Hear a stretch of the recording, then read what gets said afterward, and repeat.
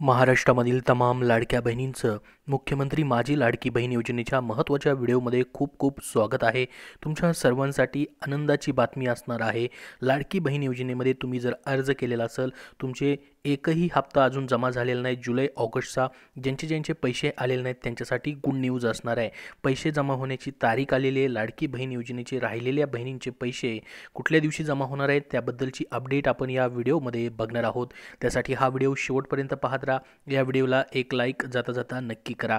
त्याचसोबत तुमचे पैसे अजूनपर्यंत जमा झालेले आहेत की नाही, कुठल्या कुठल्या बहिणींचे राहिलेत त्यांनी कमेंट बॉक्समध्ये कमेंट करून नक्की सांगा.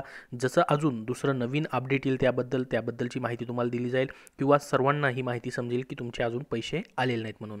तर बघा, लाडकी बहीण योजनेचे राहिलेल्या बहिणींच्या पैशाबद्दलची ही न्यूज आलेली आहे. तीच माहिती आपण या ठिकाणी बघणार आहोत. तर पाहू शकता, मुख्यमंत्री त्याचबरोबर दोन्ही उपमुख्यमंत्री 14 सप्टेंबरला सोलापुरात लाडक्या बहिणींना कार्यक्रमास आणण्यासाठी 400 बसगाड्या. बघा, पुणे त्यानंतर नागपूर या ठिकाणी जसा कार्यक्रम झाला तसा सोलापूर या ठिकाणी देखील एक कार्यक्रम होणार आहे. त्याबद्दलचीच ही न्यूज आहे. मागच्या काही भाषणांमध्ये स्वतः उपमुख्यमंत्र्यांनी सांगितलेलं होतं की नाशिक या ठिकाणी देखील कार्यक्रम होणार आहे, परंतु आत्ता ही नवीन अपडेट आलेली आहे की सोलापूर या ठिकाणी देखील 14 सप्टेंबरला कार्यक्रम होणार आहे. तर काय म्हटलं याच्यामध्ये डिटेलमध्ये आपण बघूयात आणि नेमके मग 14 सप्टेंबरला तुमचे पैसे जमा होतील का, त्याच्या अगोदर जमा होतील ते देखील आपण या व्हिडिओमध्ये स्टेप बाय स्टेप बघूयात.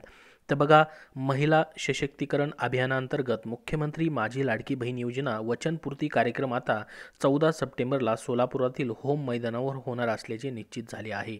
बघा, वचनपूर्ती कार्यक्रम म्हणजेच लाभ वितरणाचा कार्यक्रम असतो. आपल्याला माहीत असेल पुणे आणि नागपूर या ठिकाणी देखील सेम असाच वचनपूर्ती कार्यक्रम झालेला होता. तर 14 सप्टेंबरला कार्यक्रम होणार आहे. मग तुम्ही म्हणाल की आमचे पैसे नेमके कधी येतील? तर आपण बघितलेलं असेल मित्रांनो, 17 ऑगस्टला काय होणार होता, पुणे या ठिकाणी कार्यक्रम होणार होता, परंतु 14 ऑगस्टपासूनच पैसे यायला तुमचे चालू झाले होते, म्हणजे कार्यक्रमाच्या अगोदरच. तसंच नागपूर या ठिकाणी 31 ऑगस्टला कार्यक्रम होता, परंतु 29 ऑगस्टपासूनच पैसे यायला चालू झालेलं होतं. तर या ठिकाणी देखील मित्रांनो 14 सप्टेंबरला कार्यक्रम असेल तर या कार्यक्रमाच्या अगोदरच तुमचे पैसे यायला सुरुवात होऊ शकते. ही तुमच्यासाठी एक गुड न्यूज या ठिकाणी दिलेली आहे. तर आता बघूयात आपण नेमकं की मग 14 सप्टेंबरला सोलापुरात कार्यक्रम होतोय की नाशिकला होतोय त्याच्याबद्दल माहिती नाही अजून, परंतु ही न्यूज जी आहे या ठिकाणी लेटेस्ट न्यूज आलेली आहे की 14 सप्टेंबरला मात्र सोलापुरातील होम मैदानावर हा वचनपूर्ती सोहळ्याचा कार्यक्रम होणार आहे.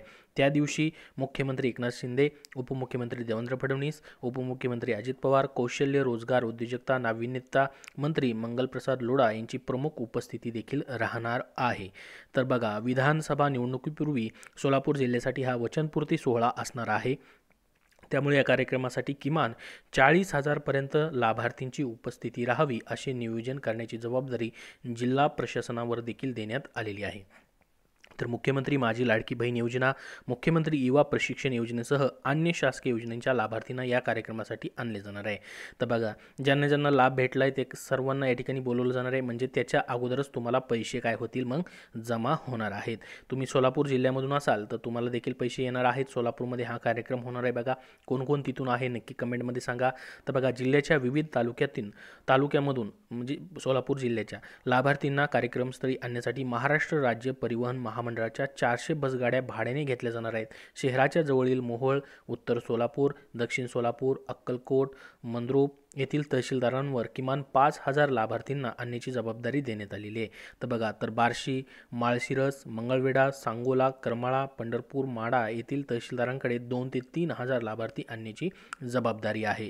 तर बघा, विभागनीय जबाबदारी देण्यात आलेली आहे, ज्याच्यामध्ये बांधकाम विभागाला कार्यक्रम स्तरावरील नियोजनाची जबाबदारी दिलेली आहे. महापालिकेला पार्किंग, वीज, पाणी, साफसफाईची जबाबदारी दिली आहे. त्यानंतर शहर पोलीसला दिवस वाहतूक व्यवस्थेचे नियोजन, वाहतुकीचा अडथळा होणार नाही त्या दृष्टीने पार्किंगची व्यवस्था करण्यासाठी सांगितलेलं आहे. एस.टी. महामंडळ महिला लाभार्थींना घेऊन येणे व मेळावा झाल्यानंतर त्या ठिकाणी सोडणे ही देखील सुविधा असणार आहे.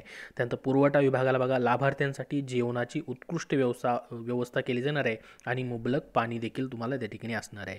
तर मुख्यमंत्री कार्यालयाकडून कार्यक्रमाची तारीख निश्चित करण्यात आलेली आहे. बघू शकता, मुख्यमंत्री एकनाथ शिंदे यांच्यासह दोन्ही उपमुख्यमंत्र्यांच्या उपस्थितीत सप्टेंबरच्या पहिल्या आठवड्यात वचनपूर्ती सोहळा नियोजित होता. बघा, पहिल्या आठवड्यातच हा सोहळा घेतला जाणार होता, पण राष्ट्रपती 2 दिवस राज्याच्या दौऱ्यावर असून गणेश उत्सवाला देखील 7 सप्टेंबरपासून काय होणार आहे, सुरुवात होणार आहे.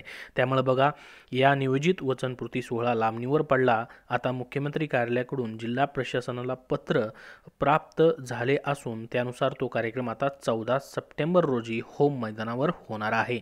बघा, मुख्यमंत्री कार्यालयाकडून या ठिकाणी जिल्ह्यातील जे प्रशासन आहे त्यांना मान्यता दिली, त्यांना पत्र देखील प्राप्त झालेलं आहे. 14 सप्टेंबरला आता कार्यक्रम होणार आहे. तर कार्यक्रमाची वेळ पुढील 5-6 दिवस निश्चित होणार आहे. पुढील 5-6 दिवसात निश्चित होणार आहे. वेळ काय आहे ती निश्चित होणार आहे.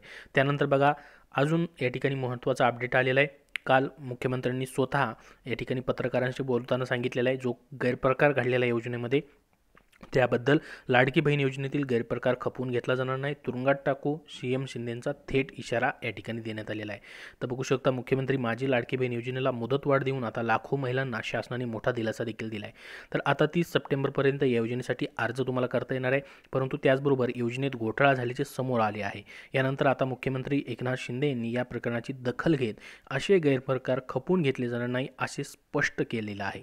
बघा, काय झालं होतं नेमकं, तर खारघर शहरातील महिला ज्या आहेत, या ठिकाणी त्यांचं नाव दिलं आहे, यांचा या योजनेअंतर्गत अर्ज भरताना त्यांचा आधार कार्डचा गैरवापर करून एका जाधव नामक तिराहित व्यक्तीने आपल्या पत्नीच्या नावे या योजनेचा लाभ घेतला असल्याचे समोर आलेलं आहे. तर याबाबत अधिक माहिती मिळवली असता त्या व्यक्तीने आपल्या पत्नीच्या नावे एक नव्हे तब्बल 30 अर्ज भरल्याचे देखील या ठिकाणी प्रसिद्ध झाले. या योजनेतून 76,000 रुपये गैरप्रकार करत वळते करून घेतल्याची बाब समोर आलेली आहे. तर याबाबत या ठिकाणी स्वतः मुख्यमंत्र्यांनी थेट इशारा दिलेला आहे की असा गैरप्रकार खपवून घेतला जाणार नाही, सर्व अधिकाऱ्यांनी व्यवस्थित काम करावं अशी सूचनाच या ठिकाणी स्वतः मुख्यमंत्र्यांनी दिलेली आहेत.